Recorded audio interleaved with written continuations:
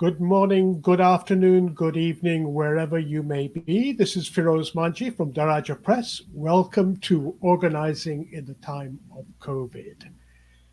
You may remember, some of you, about a year ago, I spoke with Mostafa Henaway. I think it was last May, about the scale of infections and deaths due to coronavirus affecting migrant workers, frontline workers, and those living in poor and crowded accommodation. And the situation at that time was terrible, with Montreal being amongst the worst in Canada. I thought it might be helpful to have an update on the current situation in Montreal. So I've invited Mostafa Henaway to join us. He's a longtime community organizer at the Migrant Workers Center in Montreal, which organizes with precarious and immigrant workers for their status, workplace dignity, regardless of their status, from undocumented workers to temporary foreign workers, and those living under really difficult situations, fighting for workplace and immigrant justice. He has also been a long-time solidarity activist for Palestine, self-determination with Tadamon, solidarity in Arabic, which organizes to build active support for boycott, divestment, and sanctions campaign to end Israeli apartheid. He has also been involved in Labor for Palestine and other solidarity movements with social movements across the Middle East and North Africa. Currently, Mostafa is a PhD candidate at Concordia University, focusing on the economic geography of Amazon.com Inc. And he's a writer on immigrant labor and precarious work. A warm welcome to you once again, Mostafa. Thank you, Firoz, and thank you for having me back on this great series that's been being able to highlight a lot of the sort of the struggles and the impacts of the pandemic, particularly on racialized communities, and bringing a perspective that isn't really brought out even in progressive and radical circles. Oh, well, thanks for that. There's a lot of things going on that we don't get covered enough. So I really appreciate your taking time off from your work to be with us. Um, my understanding is that the situation in Montreal continues to be bad. It continues to be wrecking people's lives, continues to destroy families. It continues to wreak havoc amongst the population, especially in the poorer parts, the sacrifice zones of Montreal. Is that a reasonable assessment? No, that's a fairly accurate assessment, and the only thing that's happened or changed is that what we consider to be progress now is quite a low bar in terms of the pandemic, right? So um, if you take a look at what happened since the spring or summer, um, that the interest of the government remained the same, right? And that we have a right wing, populist, neoliberal government at the helm, and it was clear that their interest in terms of profit over people continued throughout the pandemic and continued as their strategy. Right? They never dislodged McKinsey, which is a global accounting firm, from its reopening strategy, right? And it remained still as a major player in terms of the way uh, the Quebec government is handling the pandemic and the crisis. So, because it's put that logic above the actual health of the people, there's this constant shifting of blame in terms of why the numbers don't really ever go down, right? While Before you go on, just explain to me about McKinsey. I think people need to understand exactly what you're getting at here. So, as opposed to, a lot of people believe that it was leaked in the spring and the summer that the reopening strategy that was taking place in May was not solely done by public health authorities or the Ministry of Health, that they contracted out to McKinsey, which is a global accounting and consulting firm similar to PricewaterhouseCooper, um, which plays this kind of particular role within global capitalism in terms of being able to, in terms of strategies of privatization, in terms of outsourcing, in terms of uh, being able to re-engineer state policies. So, for some strange reason, an accounting firm was brought to the table and was leaked to the public in terms of its economic reopening strategy, right? Which means the epicenter, not the health of the population, in terms of the government's COVID strategy, right? And so, as opposed to putting, let's say, a COVID zero strategy first, it's trying to put forward a balance between economic and public health interests, right? That's constantly been their strategy. So, and the fact that McKinsey is putting together the language, is putting together the strategies, putting together the discourse, should have been scandalous in a profound way. But unfortunately, it did make mainstream media, but it didn't. It didn't lead to some downfall of the government, and actually still remains quite popular. So, and that came out in the summer of 2020, right? So it's very clear the direction and the aims of the Quebec government in terms of dealing with the pandemic, and so we see the consequences of that now, right? We have um, half the deaths in Canada. Just last week, we reached the 10,000 death milestone, a very grim and not necessary place to be in. Many of those lives could have been saved, and simply the idea that they were just elderly or forgotten populations is, in itself is highly problematic, and it's also untrue. And the idea we could have many of those lives could have been saved, but the government did not want to take the necessary measures to do so at the interest of the economy. And so now Quebec represents half the deaths and still has a higher death rate and a higher positivity rate than the rest of the country. And the fact that it deeply affects, particularly, um,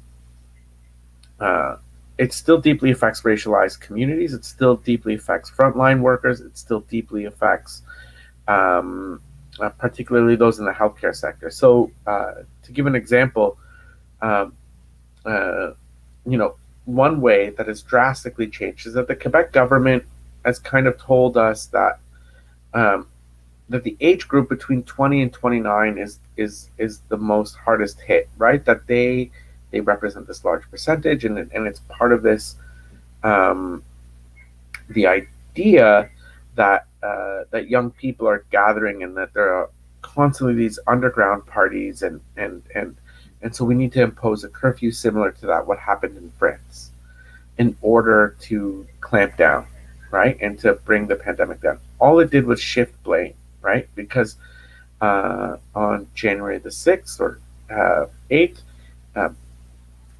the Quebec government imposed a curfew from 8 p.m. till 5 a.m.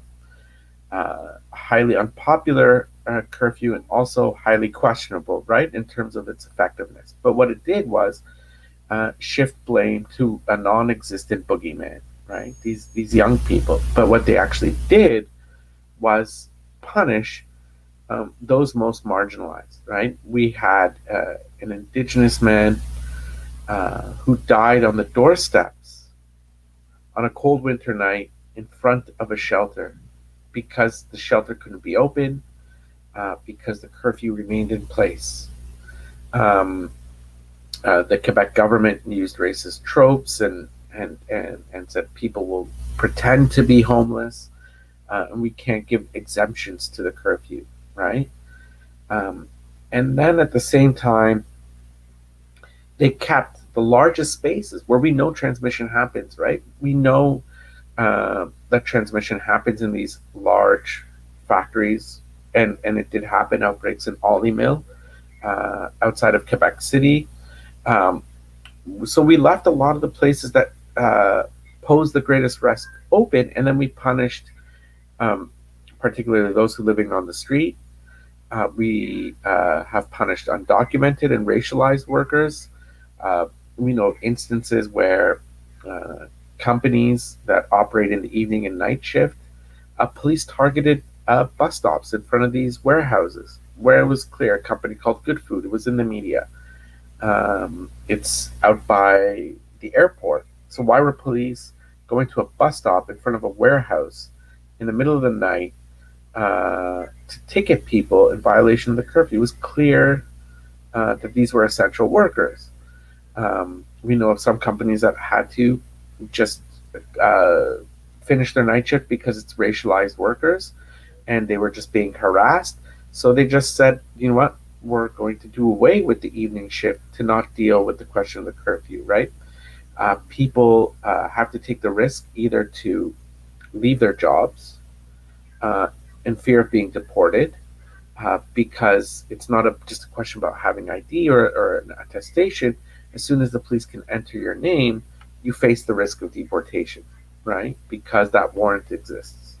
So for many people who are undocumented, in which there's 50,000 in the city of Montreal, it posed the greatest risk because many of these people work jobs that um, are beyond the hours of 9 to 5, right? Many are working as cleaners, many are working in meat processing plants or packaging. So a lot of this happens outside of the confines of 9 to 5, right? And so, again, people have to take great risk, or they have to make the risk that either they'll live with no income because they have no access to state support, or they take the risk of being deported, right?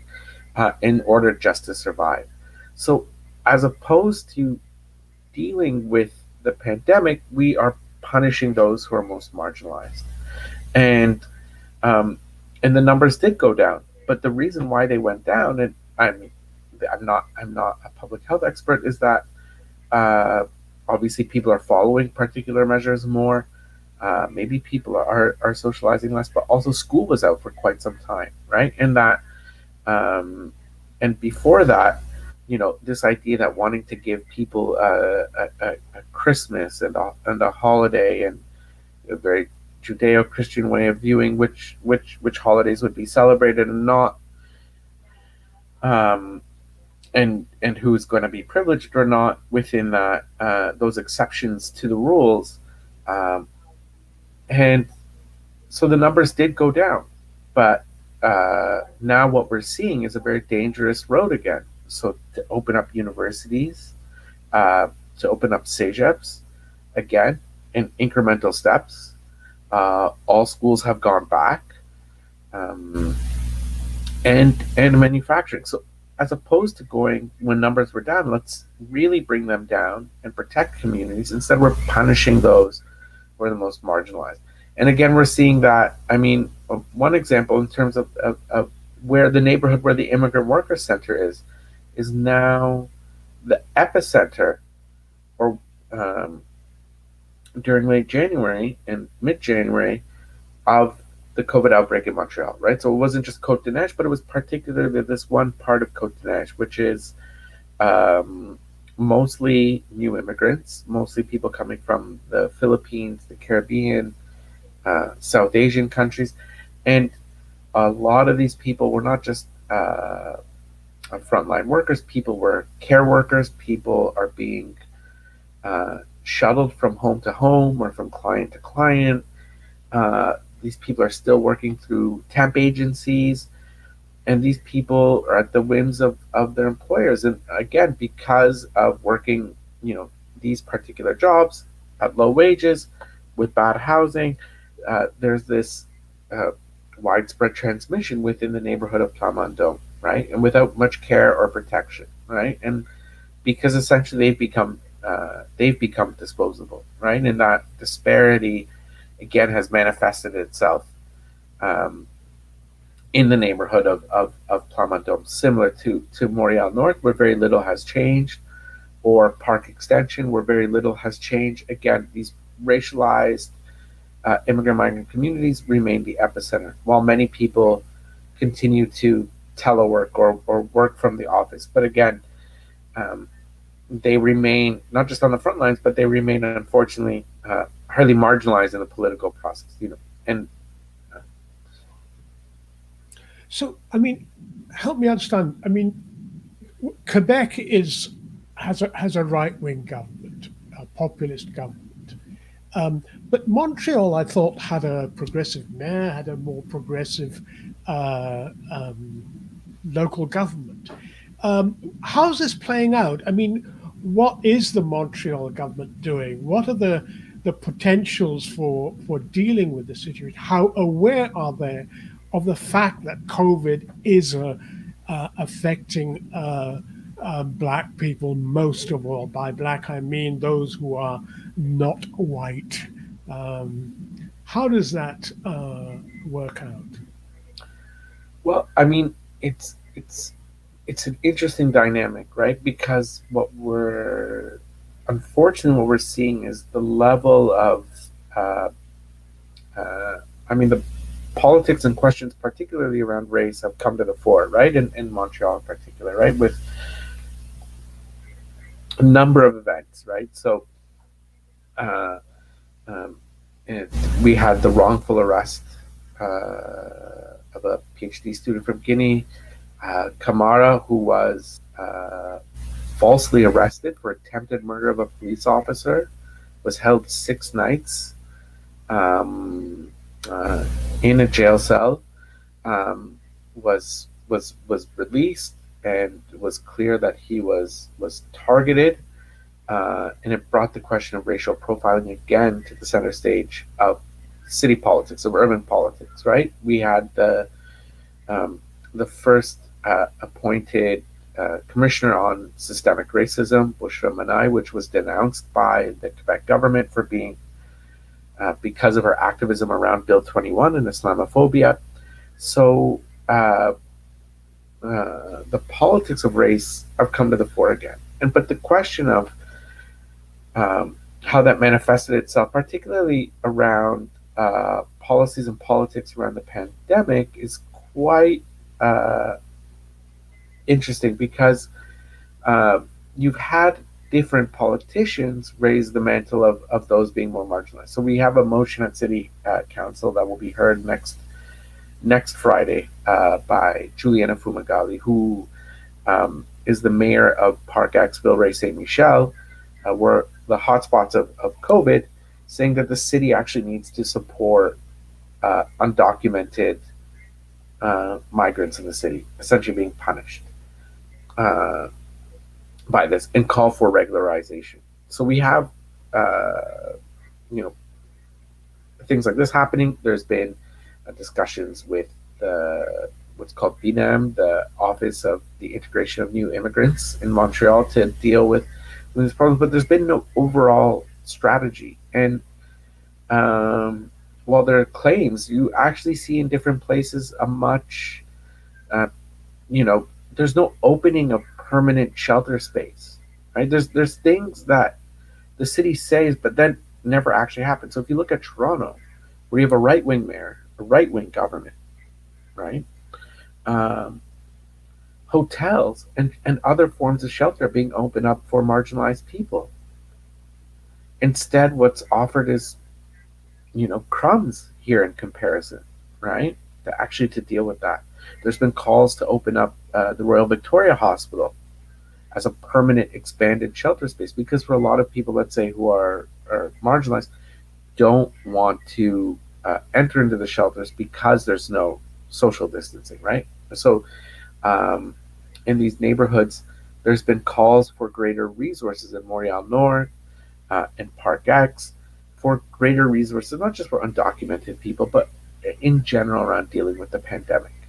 And we haven't seen those resources shift away, right? We haven't seen the city say, you know what, we just need to pay everyone, shut this place down for 2 to 4 weeks, to really get a handle on it. We don't see those kinds of strategies being implemented, right? So it's clear that, I mean, unfortunately, from a bird's eye view, is that people are becoming more or less disposable, and there's sort of a nice language around it, but on the ground, uh, what has that translated to? And it has actually uh, translated into much, because it's clear that there could be things done that are beyond sort of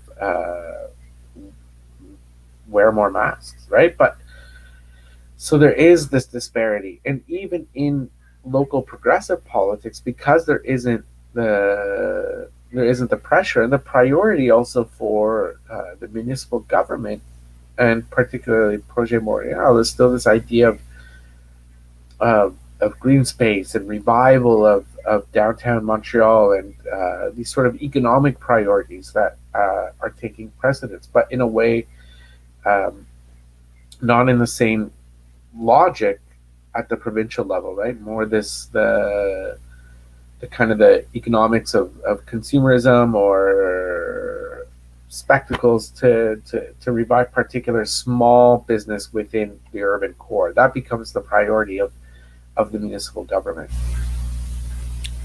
So in effect, they're not really dealing with the issue in any concrete concrete way.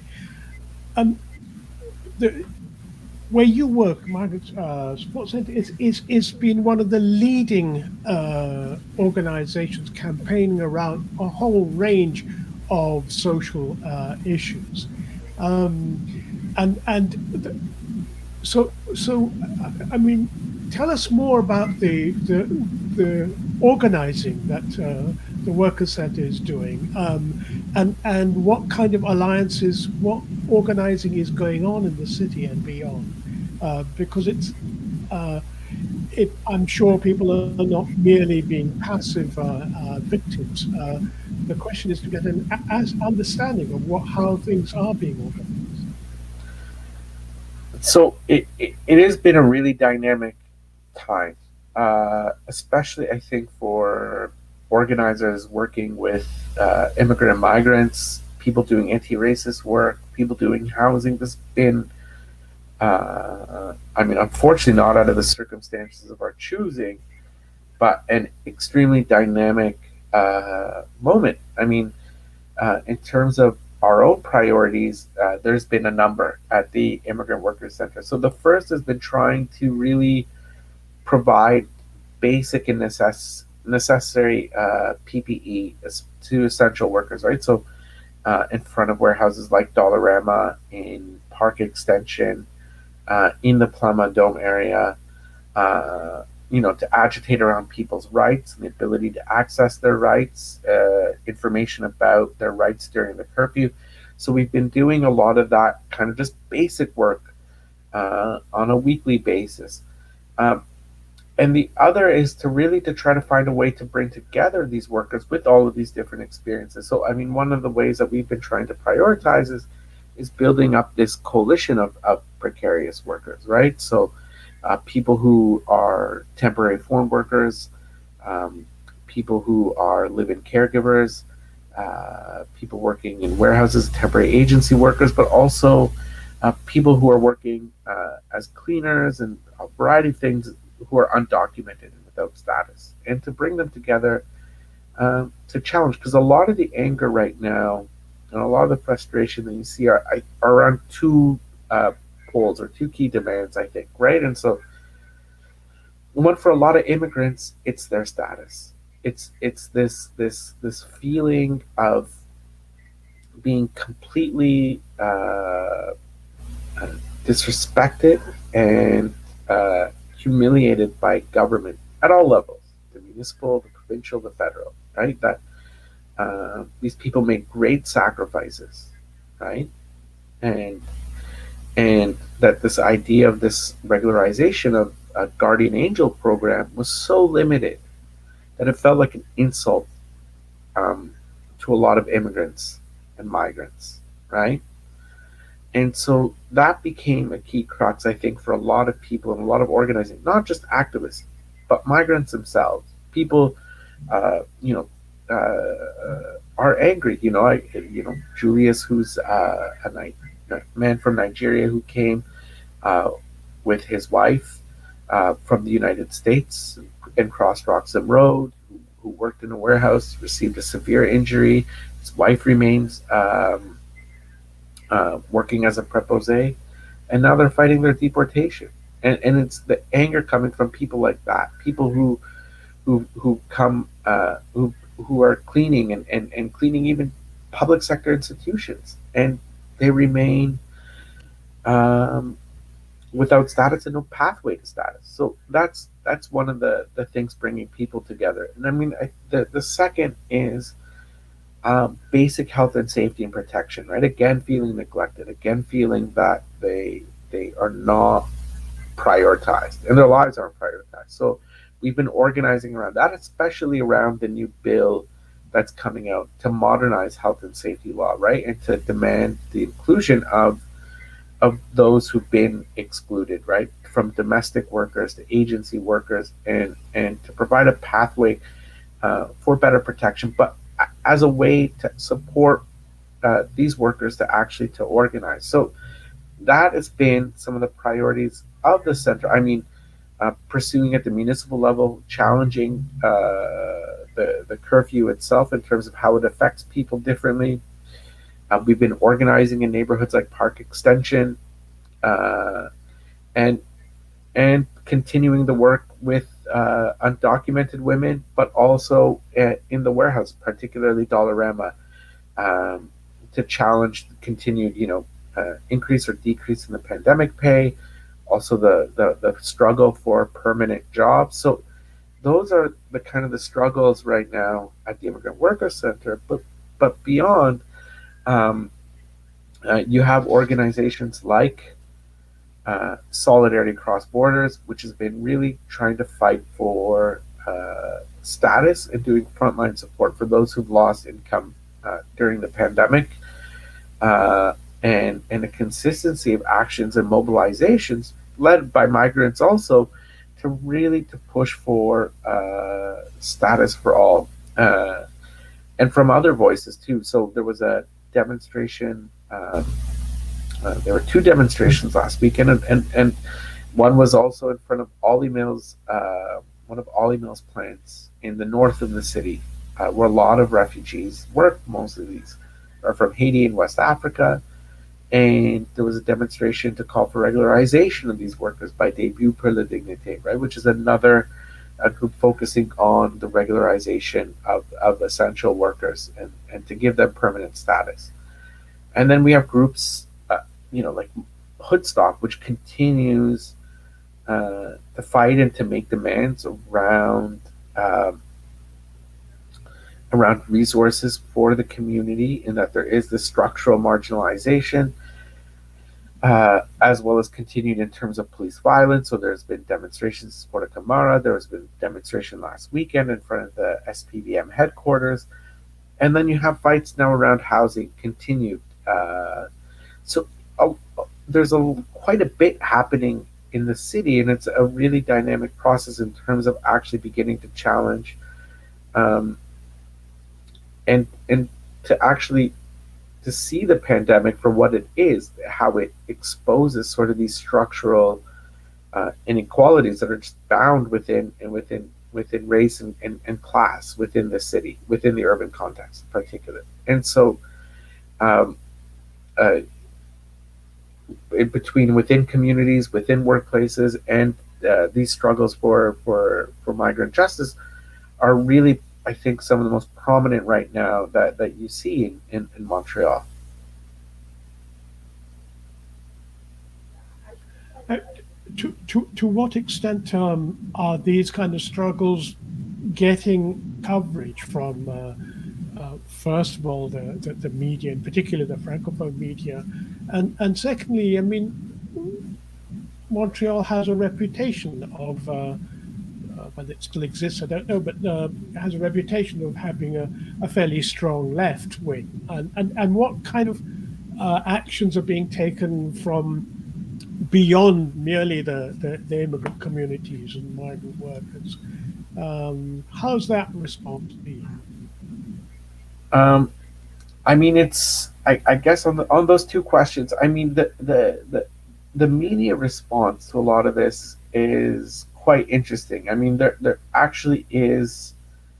I think for the first time, I mean, maybe people would argue with me. I think there's a significant amount uh, more media that present, right? There is this, and whether because there's only COVID within the news cycles at this moment, outside of spectacular events, there is more coverage, but also at the same time, there's a kind of a coverage um, that's based around human interest stories, right? And sort of while it puts the stories of those most affected at the front and center, it's kind of also filtering uh, the narrative around these communities, right? And seeking to find the good one, right? Seeking to find the one who worked as a preposé from uh, X country, who has multiple kids and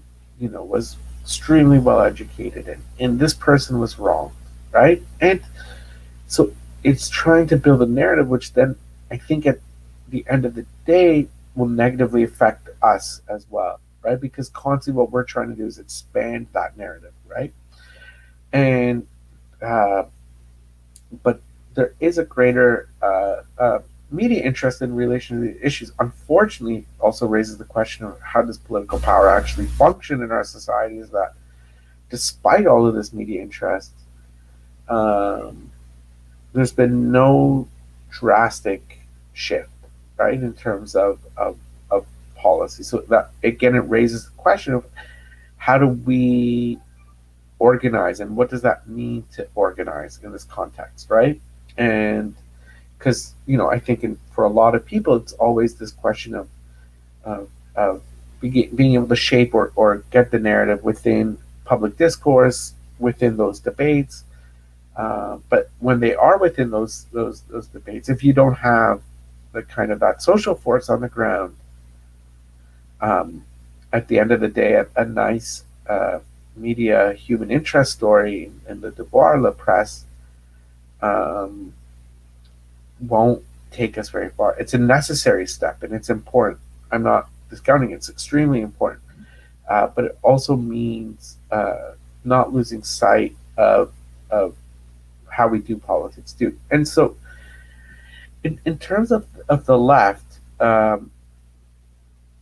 I, the broad left in Quebec uh, has had other priorities, right? Well, there's been support and solidarity for particular campaigns and particular struggles, and not all of them. There's been support by trade unions for le Québec nous sommes ici, debout pour la dignité. It hasn't been wholly fleshed out. You have groups like La Ligue des Droits de Liberté challenging some of these aspects around the curfew. Um, you have housing groups, the traditional left that has been challenging evictions, that has been challenging, still gentrification, actually trying to take space at this moment, actually, quite interestingly enough, during the pandemic. In terms of the trade union movement, you've had a focus around health and safety. You've had a number of strikes and lockouts take place during the summer and fall around COVID premiums, especially the Jean Coutu warehouse. That was a highly publicized one.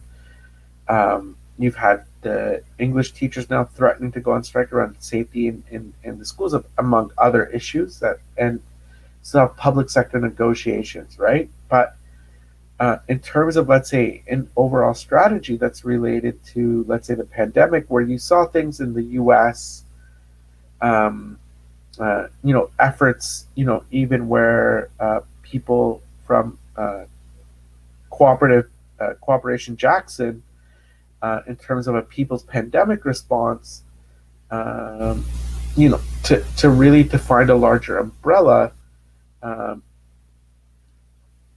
hasn't happened or coalesced here yet, right? While groups have talked about a kind of a people's response and no to austerity and no to deportations, but there hasn't been sort of a general platform to rally people around to want to deal with the immediate emergency, but then also to deal with the consequences of the way that it's of who's shaping that agenda. Right. So, given the scale of both infections and deaths that have affected Quebec, how is this affecting the populist government's popularity? Is that shifting? What exactly is happening in relation to It is shifty. But only a little bit. I mean, this is the fundamental problem where you know if if all of Montreal got affected tomorrow, it wouldn't make a dent politically in terms of CAC, right? That's the unfortunate reality in the way that politics are being shaped between the regions, suburbs, and these urban cores, right? So um, while it is constantly being challenged, it's been able to manipulate the situation in a way that still they're able to placate to their base, right? And so the way that you now we again there are two Quebecs. Before there was the Quebec of the senior homes, and then the rest of the Quebec, right? In terms of the first wave of the pandemic. Now there's just actually two Quebecs, right? So there's the Quebec in the regions, and um, then there's Montreal. And so now what we're seeing is there has to be this ring around Montreal, and then at the same time uh, the rest of the province to loosen these restrictions. And so uh, and unfortunately there hasn't been a way uh, again to really to challenge what they did in the strategy. I mean, from a left wing perspective, that's based on the science, that's been able to really to chip away, because it's not just a lot of mainstream analysts look at it as a francophone anglophone divide. Well, that's not true, right? They look at out of all the people who've died or have been deeply affected by this, it's beyond simply just the uh, English speaking or immigrant and migrant communities, right? So uh, to put forward a politics that challenge the response as a whole uh, hasn't been done. Not by, Quebec Solidaire only recently has made these demands, and the kind of demands that are being made by the Liberal Party are sort of backfiring to that Francois Legault didn't respect public health measures, and then he's just like, well, my sons live with me, right? And so I think it sort of backfired upon them. And so the idea to chip away at them is also to find ways to chip away at their base in terms of there are things that we know that they're blocking, right? And they're using sort of the national question to do so. So the nationalization of the senior and elderly care homes, right? I think which would be impressively popular, but that takes a strong movement to put that forward. Um, Better protection for the healthcare sector. There are things that probably could chip away at their base, but we're not. We have to find a way to connect those also to the struggles that we're engaged with, right? And so, and we're seeing outbreaks in places that are traditional CAC strongholds. The Ollie Mill on the South Shore near Quebec City, where a large outbreak and workers that died were mostly older Francophone workers, the Jean Coutu strike. So there are these things happening in places that could be considered CAC stronghold, but um, we have to engage with those things to also to translate that into anger against the CAC government, because right now that it's still able to get away also with its its racist Islamophobic agenda at the same time, uh, without it having really hurt its base. And also and I think the arrogance of that they feel that they're walking into the next election is the fact that the not dealing with the regularization program of guardian angels, making it extremely restrictive, and saying that this is not an issue for us. The only thing that you're seeing in terms of is that, well, their base is being chipped away. They're moving already to sort of back to this sort of not identity. I kind of that nationalistic identity politics again around language and whatnot is being. It will now take center stage for the last year prior to the elections, right? So to sort of to shift the terrain away from the pandemic, which I guess is showing that they are being chipped away, because he was considered really the kind of almost pope-like at the beginning of the pandemic, right? That he was a strong father figure that we could all lean on, and that image is chipped away. But as it chipped away at its base, truly, they think they don't think so, and also they're going to shift the terrain to these issues that would mobilize their base. Right. And I mean, what's happening in many of the provinces of Canada and in the United States has been that the Indigenous communities have been suffering very severely. Um, I just wonder what you know about that situation in Quebec, and what kind of alliances are there possibilities for building in terms of dealing with this situation?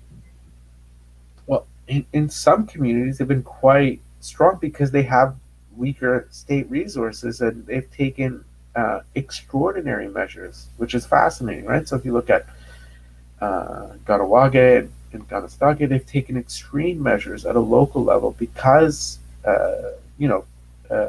and put forward their self governance, right? Closing shops, going into full lockdown, and thus stemming a lot of the effect of the pandemic. So we actually see the opposite in more remote communities. There are issues in terms of infections, but I think the hardest hit in terms of Indigenous communities has been the urban population here in Montreal. In terms of the Indigenous community, without shelter, without high infection rates, and punished by the curfew. I mean, it's a crisis on a very just profound and basic level. But there's no, and what people have then is a day shelter tent, right? And running around getting donations for showers for people. It shouldn't be the case. And we also had the death of Joyce, in the northern community, and that sparked in the summer also a wave of solidarity and unrest in terms of medical colonialism, right? And the ways that which this the impacts of colonialism has led to the death of a mother of seven, and there's still other cases that are taking place. So it's not COVID related specifically, but it's in the context within the pandemic. So um, it is very much an issue, and I think the other thing that we'll see, I mean, and this is unfortunately the logic, is that uh, to recover from all of the expenditures, the communities that are going to pay the most are going to be Indigenous communities, and because there will be a rush to any extractive project that the Canadian or Quebec state could get its hands on, right? And I think this is telling where Biden looks like a you know, you know, in comparison to Trudeau, Trudeau looks like George Bush. Pipeline loving, deporting, in comparison to at least on these two small, very tiny points in terms of Keystone and migration. So I think there's going to be this rush in terms of extractivism that I think is going to impact communities. But I mean, you also have examples, really strong examples of community self-organization to really stem the flow of COVID in some Indigenous communities. That's really interesting and very encouraging, indeed. Any last message you'd like to convey to our people watching the program? I mean, I think the issue, I know we are, how to say, we are sort of, that we really are sort of at the end. We're trying to think internally into ourselves beyond the pandemic, right? That we are sort of, we're depressed from the pandemic. In its outcomes, we have fatigue. That's the word I was looking for in terms of we have COVID fatigue. But I think the left still has a major role to play to shape the outcomes of it, even though maybe people are thinking about the vaccine and the vaccine campaign. It really exposes a lot of politics, and I think we can shape it both internally for our communities, but also even abroad. And one thing, this fact that here we are as a G7 country, now we're just going to rob countries in the global south that we could always have robbed anyways, the access to vaccines, right? And so, even on a global level, we have a role to shape a lot of these outcomes, right? And so, I think we still need to really try to find a way, even despite all of the challenges, to bring a lot of these things together, right? And to put forward a vision, a response now, but also after the pandemic. And I think the post-pandemic context, even if it's still another year away, will mean I think we're going to see major austerity, major shift towards extractivism, even from the Trudeau government. And it's going to affect our especially marginalized, racialized communities for quite some time, right? And so I think, to respond now, but also to begin to prepare the groundwork to respond to the post-pandemic moment. And I mean, the other last thing, maybe to leave upon, a lot of the issues that we were dealing with in the first wave, even though there's media fatigue from it, are still the issues. And I think we have an opportunity at least to really to win on them. But that means broadening the support, getting more allies on board. There is the possibility, I think, now to have a full regularization program. There is the possibility to really challenge some of the ways structural racism works. There is the possibility now to really have people defining what public health is in their own community, in their own, so establishing ways of also putting forward a different kind of vision of society as well. So I think despite the fatigue, we also have to embrace this moment and to see to put forward a more humane and liberatory vision of society forward in the moment, but also for the future. I think that's a really important point and a very good one to end with. That crisis like this, inevitably we have to respond. We have to fight against the sort of racism and the way in which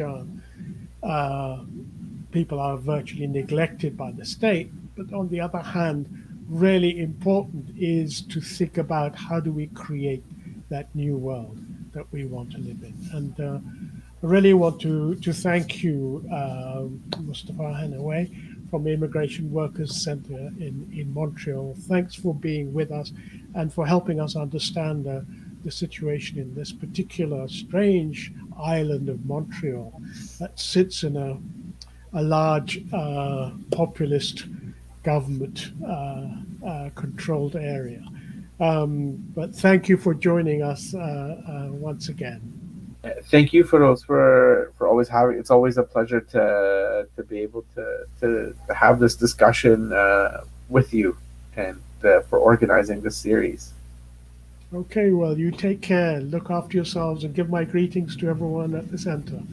I will, and to you too. Stay safe, and to everyone also, stay safe and keep organizing. Great. Take care. Go Okay. well.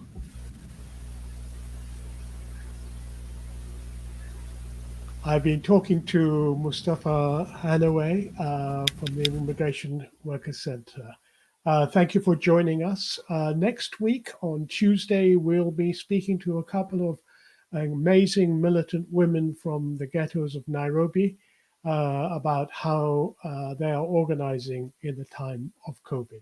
Thank you for joining us here on Organizing in the Time of COVID. This is Firoz Manji saying, go well, keep safe, and see you soon.